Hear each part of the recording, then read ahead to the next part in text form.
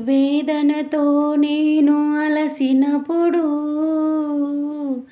నెమ్మది కలిగించేది వాక్యమే.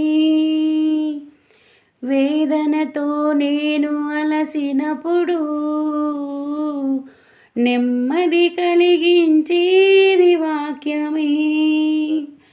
బాధలతో నేను విసిగినప్పుడు విశ్వాసము పెంచేది వాక్యమే. బాధలతో నేను విసిగినప్పుడు విశ్వాసము పెంచేది వాక్యమే. వాక్యమే సత్యవాక్యమే, వాక్యమే నిత్యవాక్యమే. వాక్యమే సత్యవాక్యమే, వాక్యమే నిత్యవాక్యమే.